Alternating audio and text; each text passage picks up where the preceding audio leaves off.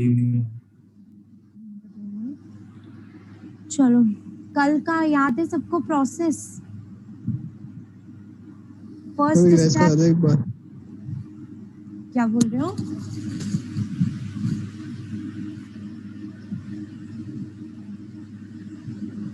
Yes, first step क्या होगा process का? एंगेजमेंट लेटर सेंड करना। Engagement letter. Second, obtaining the knowledge about the business, Obtain knowledge of business. इसके बारे में नॉलेज।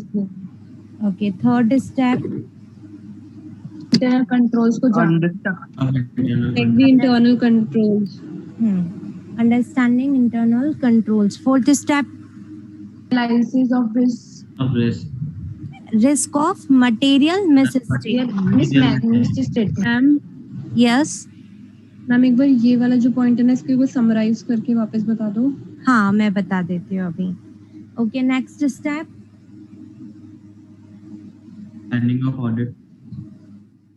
रिस्क को करने के बाद में, एनालिसिस करने के बाद में प्लानिंग करेंगे। प्लानिंग के बाद में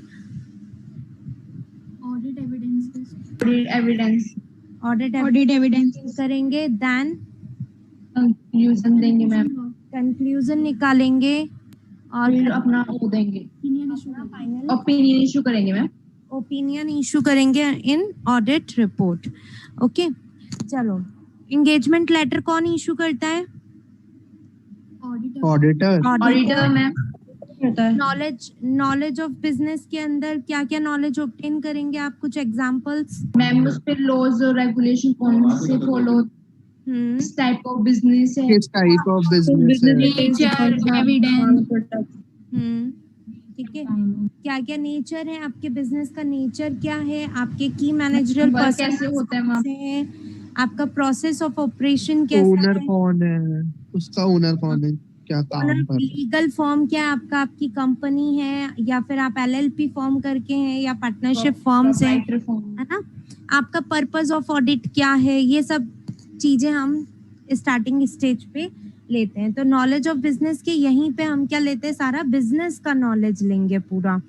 ठीक है। आपके यहाँ पे कम्युनिकेशन का, आप लोगों ने 12th क्लास में मैनेजमेंट वाले सब्जेक्ट के अंदर क्या बोलते हैं, स्टाफिंग का एक वो देखा होगा ना, लाइन स्टाफ रहता है और स्टाफिंग। तो उसके अंदर आपने पढ़ा होगा कि कम्युनिकेशन करने का स्टाफिंग के अकॉर्डिंग अलग अलग मेथड्स होते हैं आपके, है ना? कुछ लाइन स्टाफ्स होते हैं आपके, है ना? तो वो चीजें भी कि आपका कम्युनिकेशन का मैनर कौन क्या है, कौन आपके टॉप मैनेजमेंट में, कौन मिडिल मैनेजमेंट में, हर एक चीज नॉलेज ऑफ बिजनेस ऑडिटर यहाँ पे गेन करेगा। Okay, third step, understanding internal controls में क्या करता है ऑडिटर? मैनेजमेंट एरर्स और फ्रॉड को मैम, जो एरर्स और फ्रॉड है उसको हटाने के काम आता है। यस, इंटरनल ऑडिटर यहाँ पे नॉलेज गेन करता है कि बिजनेस में कौन कौन से इंटरनल कंट्रोल्स लगे हुए हैं, कौन कौन से ऐसे सेफ्टी मेजर्स लगे हुए हैं ताकि हम रिस्क और एरर को एंटिटी क्या कर सके, रिड्यूस कर सके, है ना? इसका सबका नॉलेज ऑब्टेन करता है कि इन्वेंट्री सेक्टर में कौन सा है आपका। ठीक है। अच्छा, सिर्फ अंडरस्टैंड करता है यहाँ पे या फिर वो जाकर के डिजाइन और मेंटेन करता है? नो मैम, ओनली अंडरस्टैंड करता है ना? डिजाइन करना, इम्प्लीमेंट करना किसकी रिस्पॉन्सिबिलिटी है? मैनेजमेंट की है वो, मैनेजमेंट की रेस्पॉन्सिबिलिटी। ओके, नाउ नेक्स्ट, हमने इंटरनल कंट्रोल्स का अभी सिर्फ समझा है। अब नेक्स्ट स्टेप में हम क्या कर रहे हैं?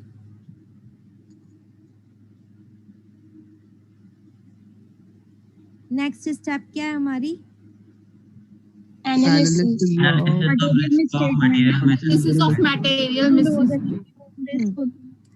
एक मिनट, यस अशप्रीत बोलो, क्या करेंगे Yes, ma'am. में हम?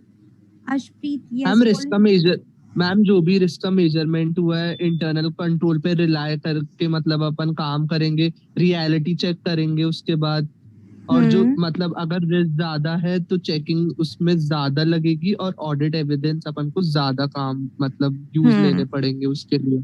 और आपने मैम इसमें इनहेरिट कंट्रोल, वो इनहेरिट Inherent? लिस्ट और कंट्रोल लिस्ट बताया था। और इनहेरिट लिस्ट वो होती है जिसमें अपन को कंट्रोल नहीं लगाकर हमें रिस्क का मतलब इन्वॉल्वमेंट देखना होता है। और कंट्रोल रिस्क वो होती है जिसमें अपन को कंट्रोल लगा के लगाने के बाद भी क्या हमारे पास में रिस्क रहा है वो चीज हम डिटरमाइन करते हैं ना। तो यस, किसी ने पूछा था इस वाली स्टेज को समराइज करना, तो वो सुन ले अच्छे से, मैं वापस से समझा रही हूँ। Risk analysis of risk of material miss statement.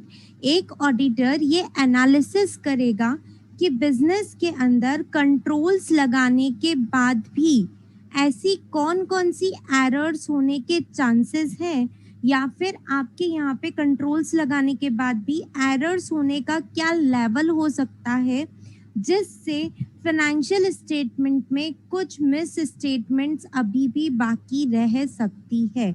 इसे कहते हैं risk of material miss statement.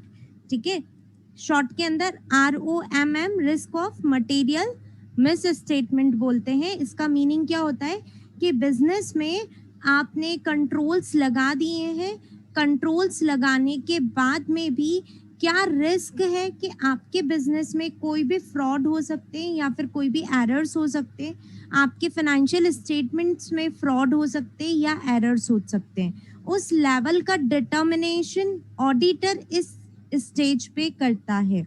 Clear? Yes ma'am. है ना? इस स्टेज पे वो इंटरनल कंट्रोल्स को क्या करता है, चेकिंग करता है, इंटरनल कंट्रोल्स की चेकिंग करता है। यस अक्षता? मैम कंट्रोल रिस्क का कोई एग्जांपल देके बता दो ना। मैंने जैसे आपको बताया था कि ट्रायल बैलेंस हमने बनाने के बाद भी हमारे यहाँ पे रिस्क रह सकती है कि हमारे यहाँ पे अर्थमेटिकल एक्यूरेसी ना हो। ठीक है, हमारे यहाँ पे रिस्क हो सकती है कि हम commission error, omission error, compensatory errors अभी भी एग्जिस्ट रहे। तो this is the example of control risk, है ना। ROL लेवल डिसाइड करने के बाद में भी स्टॉक आउट का प्रॉब्लम हो सकता है। ये सारी चीजें क्या है, हमारे रिस्क है। Okay, yes ma'am. अच्छा, इनहेरेंट रिस्क क्या होएगी, कंट्रोल्स लगाने से पहले हमारे बिजनेस के अंदर क्या लेवल ऑफ रिस्क है कि हमारे फाइनेंशियल्स गलत हो सकते हैं, that is known as inherent risk. Clear? अच्छा, नाउ डिटर्मिनेशन कर लिया हमने, एनालिसिस कर लिया रिस्क का। अब क्या कर रहे हैं, हम प्लानिंग कर रहे हैं। तो प्लानिंग में क्या डिसाइड करता है, मेरे को कीवर्ड्स चाहिए, क्या डिसाइड करता है ऑडिटर? मैम नेचर और time and extend. Yes. Nature, timing and extent, that is NTE. किसका nature, timing and extent of audit procedures, है ना? Now ये audit procedures क्या होते in detail हम बाद में पढ़ने वाले हैं। अब audit evidences में किस, इसका कीवर्ड क्या audit evidences का? sufficient and appropriate. Yes, sufficient and financial statements. Audit evidences, है ना। Sufficient and appropriate audit evidences auditor को कलेक्ट करने होते हैं। ठीक है, देन भाई कंक्लूजन निकालेगा और ओपिनियन इशू कर देगा। यहाँ तक क्लियर सबको? चैप्टर 2 का पूरा रिवीजन हो गया, प्रोसेस मैंने आपको वापस से पूरा समझा दिया है। अब मैं आपको जो एग्जाम के अंदर क्वेश्चंस आए हुए हैं चैप्टर 1 से एंड चैप्टर 2 से, ठीक है, वो डिस्कस कर रही हूँ। सबके पास में स्कैनर है? Yes ma'am. अभी मैम। अच्छा नहीं है तो मैं आप लोगों को ई बुक शेयर कर सकती हूँ अभी, है ना। मैं आप लोगों को ई बुक शेयर कर दूंगी क्लास के बाद में। कोई बात नहीं, अभी ओपन करना भी नहीं है, अभी सिर्फ जो मैं क्वेश्चंस पूछूं उसके आंसर करने आपको। अगर किसी के पास स्कैनर है तो भी प्लीज ओपन मत करना, ठीक है। आपका ये जजमेंट है कि सिर्फ अभी तक मैंने आपको पढ़ाया है और वन टाइम 15 मिनट्स आपने ऑनेस्टली अगर घर पे दिए तो आज का अपना लेवल क्या है कि अपन एग्जाम में आए क्वेश्चंस को कितना अटेम्प्ट कर सकते हैं, ठीक है। तो आप अगर थोड़ी सी और आज के दिन आपको ये पता चलेगा कि हमें कितनी मेहनत और करनी पड़ेगी कि हम अच्छे से हर एक चीज वहां पे लिख पाएं, ठीक है। आपको सिर्फ अभी पॉइंट्स बोलने हैं कि आप यहाँ पे क्या पॉइंट्स लिख करके आएंगे। इन डिटेल जो लैंग्वेज हम लिख करके आएंगे वो सारा डिस्कशन नहीं कर रहे हैं। कुछ आंसर्स यस नो के अंदर है, उनका आंसर यस नो में दे देना। कुछ एमसीक्यूज में आप लोगों से पूछूंगी, एमसीक्यूज के आंसर आप लोगों को करने हैं ना। अच्छा, फर्स्ट है ट्रू या फॉल्स बताना है आपको। Auditors primary responsibility is to detect errors and frauds. False. No, ma'am. False. False है ना। अच्छा, अब एक और चीज, अगर अपने एग्जाम में ट्रू फॉल्स आते हैं तो वो विथ रीजनिंग आते हैं, है ना, विथ रीजनिंग, कि हमको सिर्फ ये नहीं लिखना है कि फॉल्स और हमें 2 नंबर मिल जाएंगे, क्योंकि 2 मार्क्स का आता है एक क्वेश्चन। ओके, तो वहां पे हमें क्या करना है, रीजन देना है। क्या रीजन देंगे हम? प्राइमरी रिस्पॉन्सिबिलिटी बताएंगे। ओपिनियन देना होता है मैम उनका primary responsibility is to express an opinion over financial statement, and secondary responsibility होती है एरर्स और फ्रॉड्स को डिटेक्ट करना। Okay, now question number 2, risk of non detection of error is less than the risk of non detection of fraud. Ma'am एक बार repeat question करना। Yes, मैं question yes मैं क्वेश्चन रिपीट कर रही हूँ, हिंदी में भी बता दूंगी बाद में hand to hand. Non detection of error की रिस्क लेस होती है risk of non detection of fraud से। False ma'am. वापस से सोचो, रिस्क ऑफ रिस्क ज्यादा होगी जिसकी डिटेक्शन नहीं हो पाएंगे fraud. Risk of non detection of errors को डिटेक्ट करना ज्यादा कम मुश्किल होगा, है ना, less than the risk of non detection of fraud, बजाय की नॉन डिटेक्शन ऑफ फ्रॉड के। That's true. For fraud को detect करना मुश्किल है compared to errors. इसलिए कभी भी हमें लाइन को पढ़ते ही जवाब नहीं देना है कि हमारा आंसर सबसे फर्स्ट निकलना है ना। ये एक हम सबके अंदर बिहेवियर होता है कि हम क्या करते हैं, फटाफट लाइन को पढ़ेंगे, फटाफट एग्जाम में आंसर देख करके आ जाएंगे, और जब हम एग्जाम हॉल से निकलेंगे तब हम अच्छे से क्वेश्चन को रीड करेंगे, ठीक है। ये प्रॉब्लम हमेशा होती है, इसलिए अच्छे से तसल्ली से क्वेश्चन को पढ़ें। ट्रू फॉल्स के हो गए, एमसीक्यू के हो गए, ये क्वेश्चंस हमें बहुत ही तसल्ली से पढ़ने हैं तो हम करेक्ट आंसर दे पाएंगे, क्योंकि वहां पे हमें छोटे छोटे वर्ड्स मिस हो जाते हैं, ठीक है, और वो मार्क्स हमारे फिर मिस हो जाते हैं। तो ये क्या हो गया आपका, ट्रू है कि एरर्स को डिटेक्ट करना इजी है बजाय कि फ्रॉड्स को डिटेक्ट करने के। नाउ आप इसकी रीजनिंग कैसे देंगे?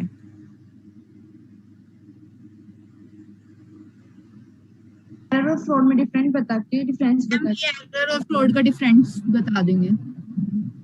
ओके, एक हो सकता है एरर्स फ्रॉड का रीजन बता दिया, बट मेन चीज क्या है यहाँ पे आपको ये बताना है कि फ्रॉड को डिटेक्ट करना मुश्किल क्यों है।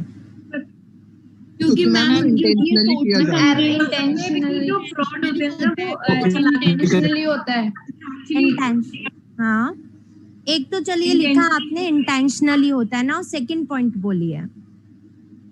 तो मैम उसको हाइड बहुत अच्छी तरीके से किया जाता है कि वो मतलब पता हम नहीं लगता सारे इतना जल्दी। ऑडिट एविडेंसेस मैनिपुलेट कर सकते हैं, इस तरीके से ऑडिट एविडेंसेस हमने प्रिपेयर कर दिए कि सामने वाला हमारा फ्रॉड डिटेक्ट नहीं कर पाएगा, है ना। अच्छा, फ्रॉड्स किस किस मैनर में हो सकता है, तो वो भी अगर बाय चांस हम इसमें लिखने का कोई नीड नहीं है, बट सजेस्टेड आंसर्स में दिया हुआ है कि फ्रॉड 2 मैनर में मेनली हो सकता है। एक तो हम कैश का मिस अप्रोप्रिएशन कर ले, या फिर हम बुक्स ऑफ अकाउंट्स में कोई भी गड़बड़ कर दे। तो ये 2 तरीके हैं हमारे फ्रॉड करने के, ठीक है। रियल लाइफ में और भी बहुत सारे फ्रॉड करने के तरीके हो सकते हैं। हम लोग असेट्स को मिस यूटिलाइजेशन करें, अपने पर्सनल यूज में ले, this is also a fraud, है ना। तो यहाँ पे सजेस्टेड में ऐसा आंसर गिवन है कि 2 तरीके होते हैं फ्रॉड करने के मेनली। तो जरूरी नहीं है कि हम ऐसा same as it is answer लिख के आए, हमें क्वेश्चन पढ़ते ही हमारे दिल में क्या आ रहा है कि भाई फ्रॉड डिटेक्ट करना क्यों मुश्किल है, ये हमें वहां पे रीजनिंग देना है। फ्रॉड कितने टाइप का होता है हमें उससे कोई मतलब नहीं है। Okay, clear? मैम अपन वो विंडो ड्रेसिंग वाला पॉइंट भी इंक्लूड कर सकते हैं इसमें? हाँ, आप चाहें तो लिख सकते हैं कि फ्रॉड कितने टाइप का कैसे हम कर सकते हैं। तो विंडो ड्रेसिंग करना is also a type of fraud, but answer जितना पॉइंट टू पॉइंट दोगे उतने अच्छे मार्क्स मिलेंगे। ठीक है, ये 2 नंबर का क्वेश्चन है, 4 नंबर का नहीं है कि हम उनको एग्जाम्पल्स दें कि फ्रॉड कैसे करना है। एक मार्किंग का भी पूरा ध्यान में रख करके एग्जाम में आंसर देना है। 2 मार्क्स में सामने वाले बंदे के पास में केवल आपकी कॉपी नहीं है, बहुत सारे लोगों की कॉपी है। तो जितना पॉइंट टू पॉइंट आंसर दोगे आपसे वो उतना ज्यादा इम्प्रेस होगा, है ना। हम बढ़ा चढ़ा के कब आंसर देते हैं, जब हमें रियल में आंसर ही नहीं आता है, तब नॉर्मली हम बढ़ा चढ़ा करके आंसर देते हैं। ठीक है, और प्रोफेशनल कोर्सेज के अंदर हमेशा ध्यान रखना बढ़ा चढ़ा के आंसर देने की जरूरत ही नहीं है। अगर पॉइंट टू पॉइंट दोगे तो आंसर आपका सामने वाले को बहुत इम्प्रेस करेगा। अगर मान लो हमें कोई क्वेश्चन का आंसर नहीं आ रहा है, केवल 5-6 लाइनें हैं जो हमें पता है कि यार ये इसमें सेट है ना। अब वो 5-6 लाइनें, अगर 4 मार्क का क्वेश्चन है तो वो 5 to 6 लाइन सबसे ऊपर लिख दो। ठीक है, स्टार्टिंग में पैरा में लिख दो, बीच में उन्हीं को एलोबरेट करके वापस लिख दो। अगर नहीं आता है आंसर तो बता रही हो, एलोबरेट करके 2-3 लाइंस और बना दो, और लास्ट के पैरा में जो सबसे की लाइन है ना आपकी, वो वापस से लिख करके आ जाओ। तो सामने वाले की नजरें कहीं भी पड़े, चाहे ऊपर पड़े, बीच में पड़े, लास्ट में पड़े, उसे ये पता चलेगा कि हमें आता है। ठीक है, और हमें पता है कि हमें नहीं आ रहा ये क्वेश्चन। तो इस तरीके से आप लोगों को टेक्निक्स बनानी पड़ती है कि हमें उसे आंसरिंग कैसे करना है, कि हमारे किसी भी एरिया में सामने वाले की नजरें पड़े तो एकदम सही चीज पे ही हमारी उसकी नजरें पड़े।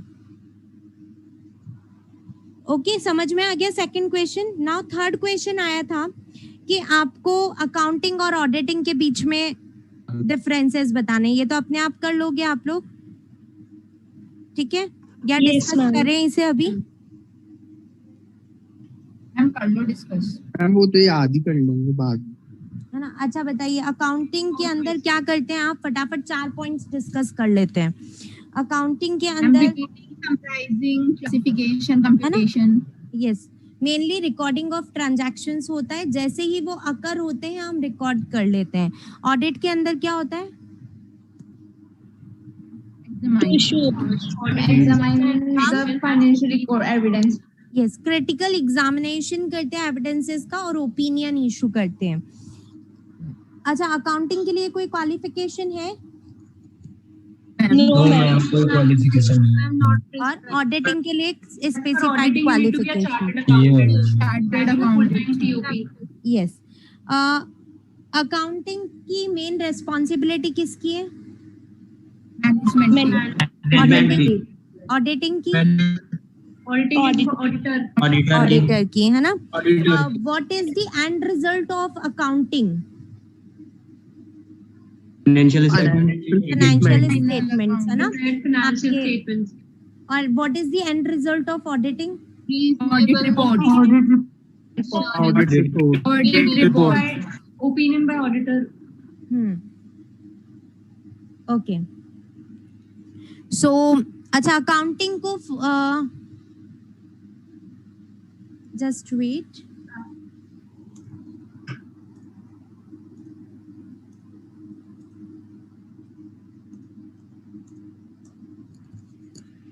अच्छा, अकाउंटिंग क्या बोल रही थी मैं? मैम अकाउंटिंग को अकाउंटिंग स्टैंडर्ड करेंगे और उसको ऑडिट स्टैंडर्ड यूज। ऑडिटिंग हाँ, स्टैंडर्ड। क्या यूज करते हैं? यस, या फिर accounting अकाउंटिंग के लिए हम किसको फॉलो करते हैं? अकाउंटिंग स्टैंडर्ड्स को, और ऑडिट के लिए ऑडिटिंग स्टैंडर्ड्स को, है ना? ऑडिट स्टैंडर्ड्स को। चलिए, Yes. नाउ नेक्स्ट क्वेश्चन जो आप लोगों के लिए आया है कि ऐसे कौन कौन से एस्पेक्ट्स हैं जो ऑडिटर को फाइनेंशियल स्टेटमेंट्स में चेक करने हैं ताकि वो ट्रू एंड फेयर व्यू वाला ओपिनियन दे सके। क्या क्या चीजें ऑडिटर चेक करेगा? फाइनल अकाउंट्स चेक करेगा, information. P&L, में रखते हुए किया है या नहीं। Purchase bill, sales bill. Vices. अच्छा, ये परचेज बिल, सेल्स बिल्स और ये सारी चीजें मैंने डाल दी ऑडिट एविडेंसेस के अंदर, ठीक है। आपने बोला जो ट्रांजैक्शंस है उनको रिकॉर्ड करना है, तो मैंने कहा ट्रांजैक्शंस अकाउंट बैलेंसेस को वो चेक करेगा, ठीक है। FRF के अकॉर्डिंग, FRF के अकॉर्डिंग है या नहीं ये चेक करेगा, गुड। और laws and regulations compliance check करेगा और रूल्स की, रेगुलेशंस की कंप्लायंसेस हो रही है कि नहीं। Yes, very good. Policies, accounting estimates reasonable है या नहीं है। Very good. Accounting estimates reasonable है या नहीं, अकाउंटिंग पॉलिसीज आप कंसिस्टेंटली फॉलो कर रहे हो या नहीं कर रहे हो। ऐसे तो कोई ट्रांजैक्शंस नहीं हो गए जिनकी डुप्लीकेसी हो गई या फिर वो ओमिट हो गए रिकॉर्ड होने physical verification of the asset is also aspect to be covered. Yes, है ना। तो ये सारे एस्पेक्ट्स हमें लिख करके आने हैं। ये एग्जाम में 2 बार आ चुका है क्वेश्चन, 4 मार्क्स का। ओके, नाउ लास्ट क्वेश्चन जो आपका चैप्टर 1 से आया है, basic principles of governing audit. Integrity, objectivity, competence and independency. Yes, very good, है ना। तो ये सारे क्वेश्चन हमारे चैप्टर 1 से ऑलरेडी आ चुके हैं। अब हम कुछ एमसीक्यूज मैं आप लोगों से पूछ रही हूँ, है ना। ये एग्जाम में आए हुए नहीं है, बट मैं आप लोगों की नॉलेज के लिए, आपका कॉन्फिडेंस बिल्टअप करने के लिए पूछ रही हूँ। सारे जो स्टूडेंट्स आंसर मुझे नहीं देते हैं यहाँ पे अभी, मैं उनसे रिक्वेस्ट करूंगी कि अगर आप लोगों को हेजिटेशन है क्लास में आंसर्स देने का, तो कोई बात नहीं, अपने मन में इनके आंसर्स जरूर बोला करें, ताकि आप लोगों को समझ में आएगा कि रियल में आपका लेवल क्या है, आपको कितना समझ में आया है। अच्छा, किसी भी स्टूडेंट को कोई भी प्रॉब्लम आ रही है ऑडिट समझने में या लर्न करने में, जैसे कीवर्ड्स हो गए या कुछ भी लर्न करने में?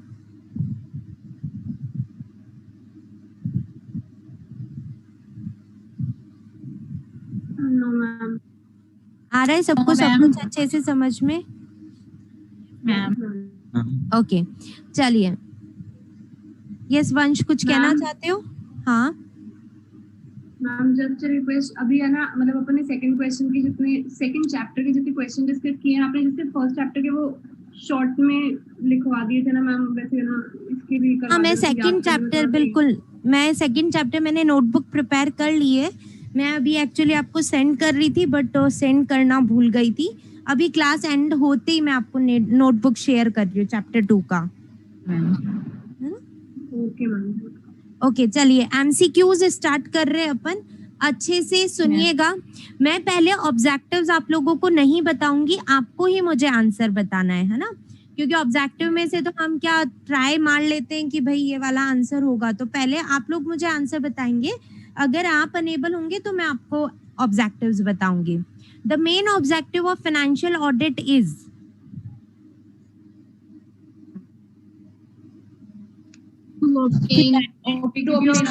Optimum opinion.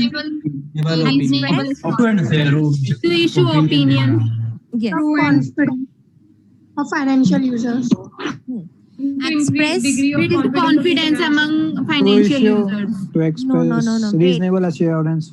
yes, रुकिए।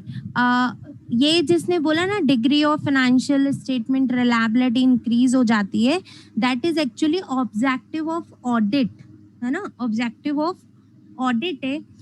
मैंने अभी आप लोगों को मेन ऑब्जेक्टिव ऑफ ऑडिटर पूछा है। What is the main objective of auditor? तो ऑडिटर का मेन ऑब्जेक्टिव है एक्सप्रेस करना किसको? ओपिनियन को। Okay, now next, auditor gives fill in the blank regarding the financial statement. कौन सा व्यू एक्सप्रेस करता है? ट्रू एंड फेयर, करेक्ट,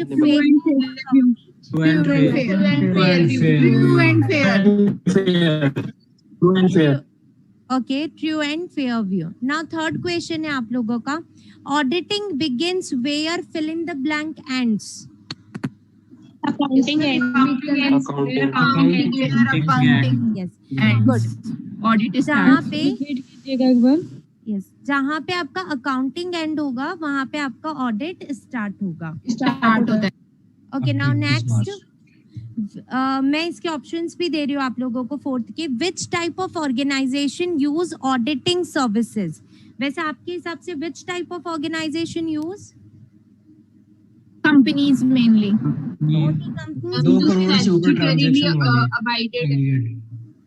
हाँ, ओनली जिनको बाय स्टैट्यूटरी अबाइड किया गया है. अच्छा, केवल वही ऑडिट करवाते हैं और कोई नहीं करवाता? और भी करवा सकते हैं अपनी चॉइस से. कोई भी करवा सकता है ना? कोई भी ऑर्गेनाइजेशन के कोई भी जिनको एडवांटेज चाहिए हो ऑडिट, जिनको एडवांटेज देने हो ऑडिट के, वो तो कोई भी ऑर्गेनाइजेशन ऑडिट करवा सकती है, चाहे वो प्रॉफिट ओरिएंटेड है. ऑडिट का डेफिनेशन याद करो, नॉन प्रॉफिट और प्रॉफिट और नॉन प्रॉफिट और, है ना? इररेस्पेक्टिव ऑफ द फैक्ट कि उसका साइज क्या है, उसका nature of organization, legal form of organization क्या है, सारी ही एंटिटीज ऑडिट करवा सकती है. ओके, क्लियर सबको? तो कंपनी का जवाब नहीं देना है, उसके लिए तो मैंडेटरी है ऑडिट करवाना. ठीक है, हमें क्या क्वेश्चन किया कि which type of organization use audit service. Audit service कौन सी टाइप की ऑर्गेनाइजेशंस यूज में ले सकती है? तो कोई भी ले सकती है, ऐसा नहीं है कि सिर्फ कंपनी ही लेगी, कोई भी ले सकती है. ओके, नाउ नेक्स्ट, इसके एग्जांपल्स ऑब्जेक्टिव्स भी सुनना. ऑडिटिंग शुड बी, फर्स्ट है independent, compulsory, on the request of government और none of the above. Auditing कैसी होनी चाहिए? इंडिपेंडेंट होनी चाहिए, है ना? ओके, नाउ नेक्स्ट, इंडिपेंडेंसी का मीनिंग क्या है? टेक्निकल वर्ड्स बोलना, मेरे 3 वर्ड्स मत बोलना जो अपन ने नोट्स में पढ़े हैं. इंडिपेंडेंसी मीनिंग 2 चीजों से इंडिपेंडेंसी बताई थी नोट्स में.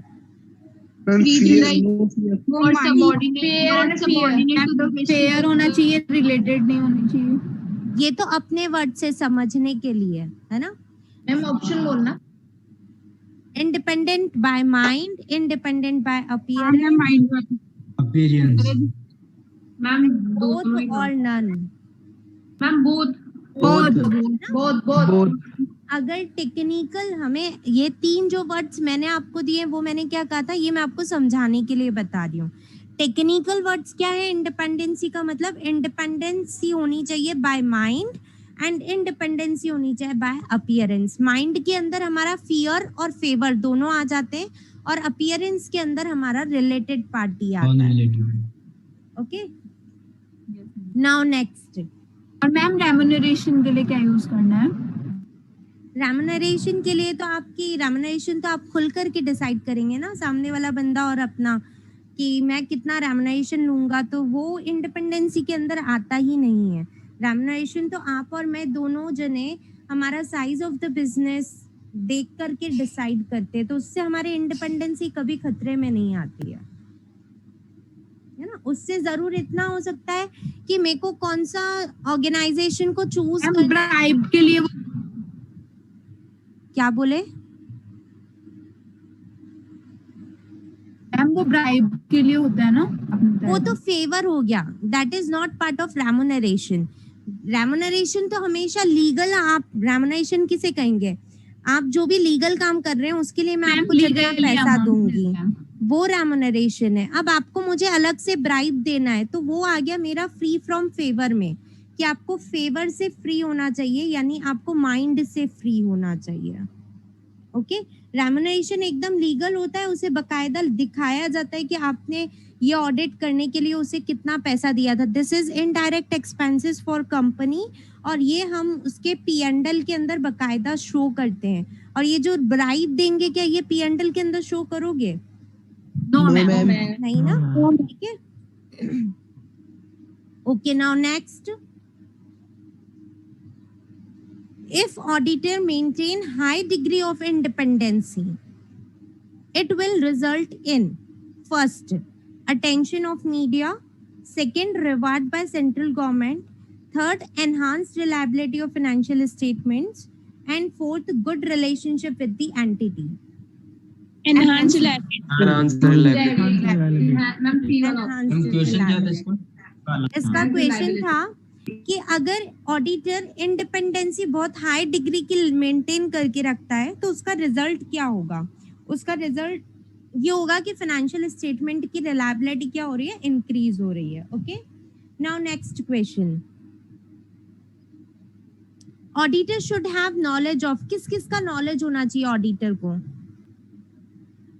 बिजनेस का knowledge, laws financial statement, regulation, audit का एक्सपीरियंस, इसकी नॉलेज होनी चाहिए.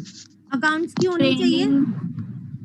एजुकेशन नॉलेज, ऑप्शन अकाउंट्स की नॉलेज होनी चाहिए, मैम, है ना? वो तो कंपलसरी अकाउंट्स ही आप वहाँ पे चेक करने जा रहे हो.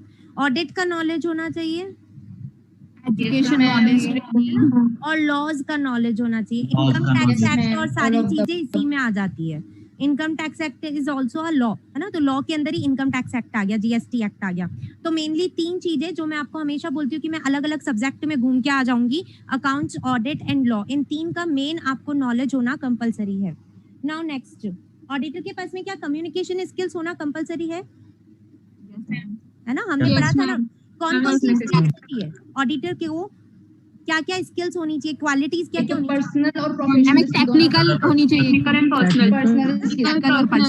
Yes, technical and personal. Technical में उसे इन सब्जेक्ट्स का नॉलेज होना चाहिए और पर्सनल में नॉलेज, यस मैम, और पर्सनल में उसका लाइक कम्युनिकेशन स्किल होना चाहिए. अच्छा, बिहेवियर, एटीट्यूड, पर्सनल ट्रेट्स उसके अच्छे. हाँ, शॉर्ट टेम्पर्ड नहीं होना चाहिए, ये सारी चीजें. Now next, function of audit is, मैं क्या पूछ रही हूँ, ऑडिट का काम क्या है? मैंने आपको मेन ऑब्जेक्टिव नहीं पूछा है, यहाँ पे वर्ड मेरा क्या हो गया, चेंज हो गया. Function of audit is to detect errors, detect fraud, safeguard the interest of shareholder, all. ठीक है, अगर हम यहाँ पे क्वेश्चन को हमारे माइंड के हिसाब से पढ़ लें तो हम फ्रॉड्स को छोड़ ही देंगे कि नहीं भाई, प्राइमरी ऑब्जेक्टिव फ्रॉड्स होता ही नहीं है, हमें तो ट्रू एंड फेयर वाली चीज देनी है, तो सेफगार्ड करना है हमें इंटरेस्ट को. ऐसा बहुत बार हो जाता है ना? तो इसलिए क्वेश्चन को आराम से अच्छे से पढ़े कि क्वेश्चन हमसे क्या चाहता है. Now next question, which is not the function of an auditor. Auditor का क्या काम नहीं है इनमें से? टेक्नोलॉजी. मैं ऑब्जेक्टिव बोलूं पहले, to give true and fair view, पहले ऑब्जेक्टिव बोल रही हूँ. To give true and fair view, ये काम है या नहीं है? मैम ये तो okay. To take care all the statutory acts applicable. है ma'am, yes ma'am, to do arithmetical checking. Yes ma'am, to prepare accounts. Management का है.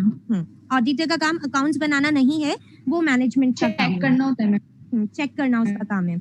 अच्छा, now next question. Ma'am, yes, जो इसमें थर्ड पॉइंट था ना, हाँ, mathematical accuracy check, arithmetical accuracy है या यस नहीं? यस, बिल्कुल है. अरिथमेटिकल एक्यूरेसी आप फाइंड आउट नहीं करोगे तो आप कैसे बोल सकते हो ट्रू एंड फेयर व्यू है? एरर्स उसी से ही तो पता चलेगी अपने को. Okay ma'am. Now next, the basic requirement which is absent in auditing is, है ना? ऑडिटिंग के अंदर मतलब ऑडिट करने के बाद भी हम क्या नहीं बोल सकते हैं कि भाई ये बेसिक रिक्वायरमेंट नहीं थी हमारी. एब्सोल्यूट एश्योरेंस, एब्सोल्यूट नहीं बता सकते मैम, कॉन्फिडेंट नहीं है. ऑप्शन सुनो, exact accounts, certainty in financial statement, conclusive evidence, all of the above. हमने audit all of the above, क्योंकि हम ये नहीं बोल सकते एग्जैक्ट अकाउंट से. क्यों? क्योंकि हम कभी भी एब्सोल्यूट एश्योरेंस नहीं देते, है ना?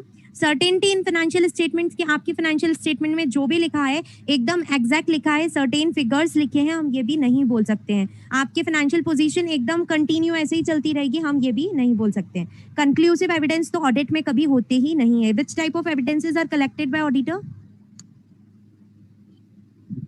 Audit evidence. नहीं, ऑडिट एविडेंसेस तो कलेक्ट करता है प्राइमा ओपिनियंस होते हैं ma'am, evidence, sales evidence. Prima facie evidences होते हैं, कंक्लूसिव मैम, प्राइमा फेसी होते हैं.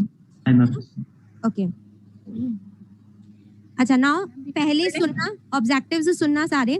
Which of the following statement is not true? True कौन सा नहीं है? Okay, first, auditor shall express an opinion on financial statement. Now second, auditor's opinion is not guarantee to future viability of business. है ना, हम कभी भी future probability का कोई भी नाम ही नहीं लिखते कि फ्यूचर में कितना स्ट्रांग रहने वाला है, तो हमारा ओपिनियन इस बात की गारंटी नहीं है कि ये